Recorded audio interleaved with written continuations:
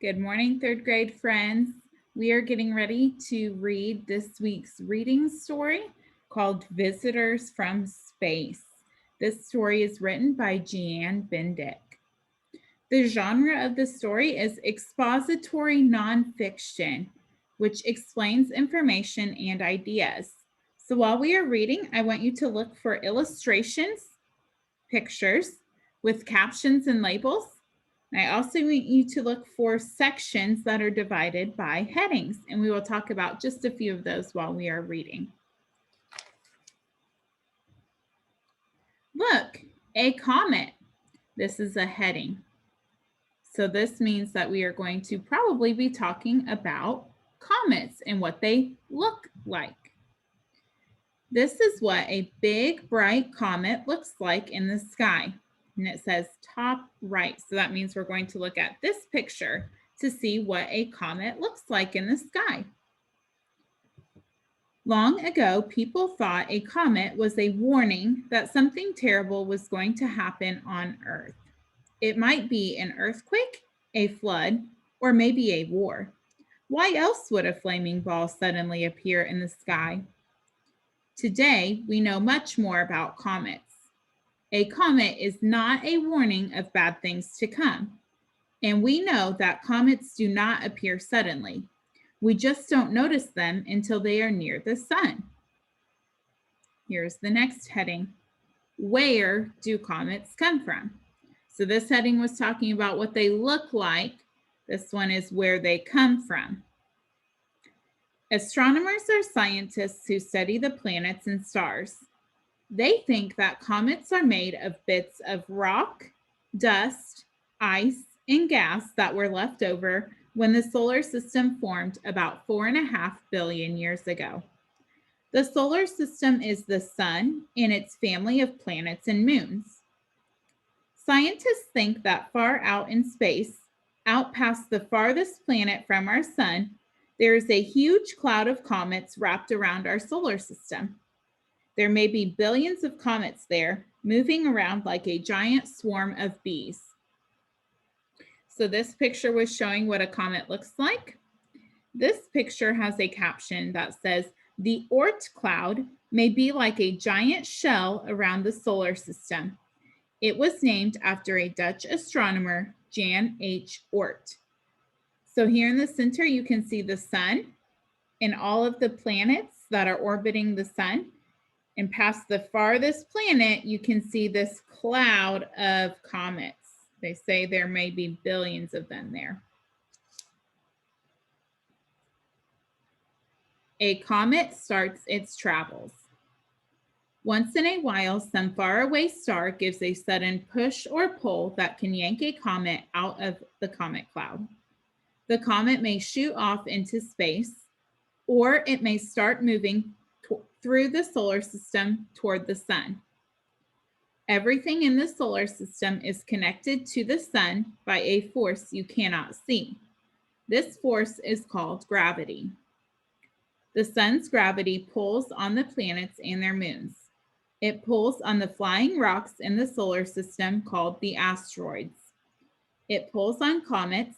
It pulls them all toward the star that is the center of our solar system. That star is our sun. Let's look up here at this picture in caption. It says the sun's gravity pulls the planets inward. At the same time, the planet's own energy of motion is trying to fling them back off into space. These forces balance exactly. The next heading is comets change. Some comets look like fuzzy balls. Some comets look like long-haired stars. A comet starts out as a ball of frozen gases. One astronomer calls comets dirty snowballs. That dirty snowball is the nucleus of the comet. It is the seed around which the rest of the comet grows. It may be a big seed, a mile or even a few miles wide. As the comet comes closer to the hot sun, the ice begins to melt. The frozen gases spread into a misty cloud around the nucleus. That cloud is called the coma.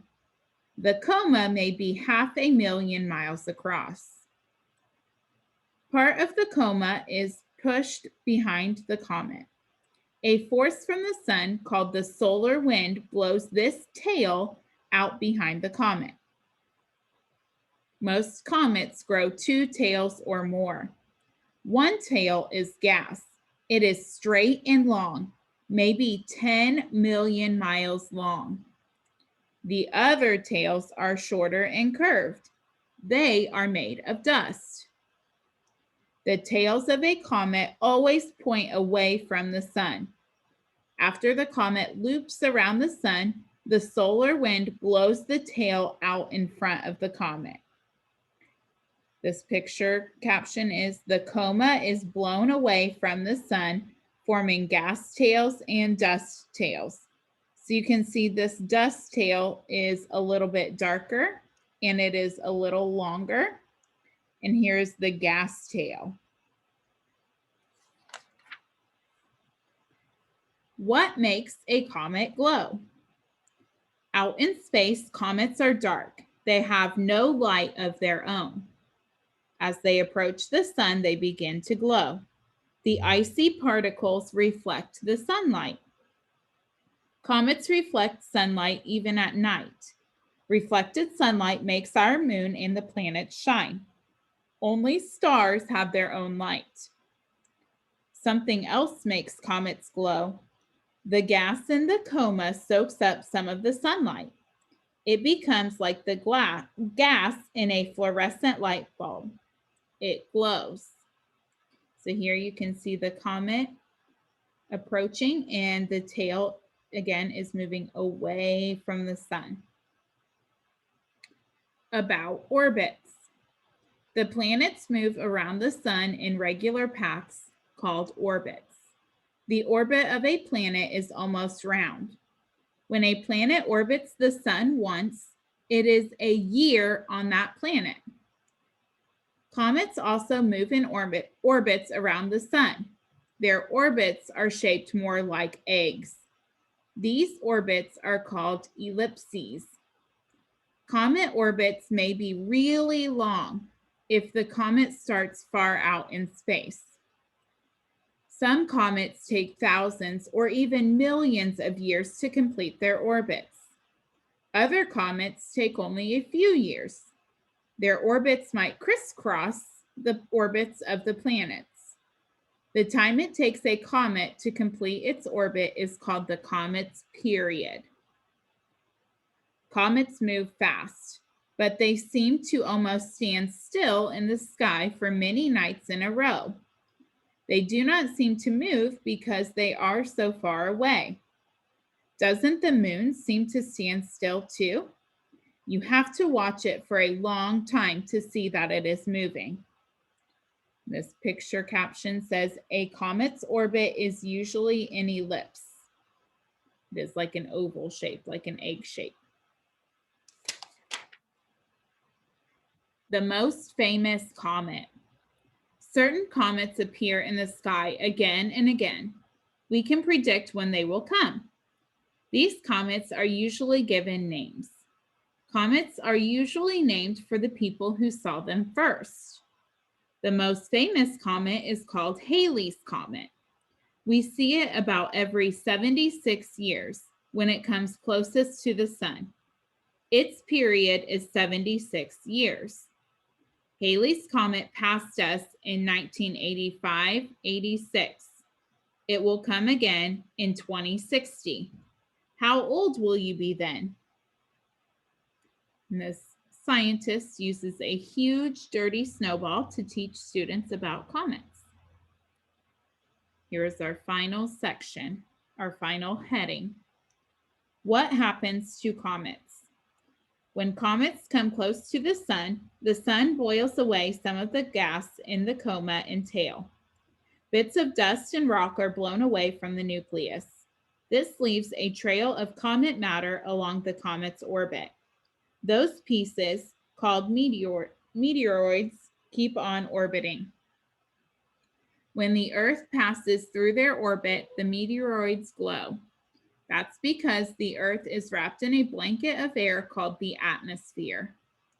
When the meteoroids enter the atmosphere, air particles rub against them. The meteoroids get hotter and hotter until they start to burn. Then they are called meteors. Some people call meteors shooting stars or falling stars. They are not shooting or falling stars. Stars don't fall. You are seeing meteors. All right, I hope that you enjoyed learning more about space and comets. I'll see you soon.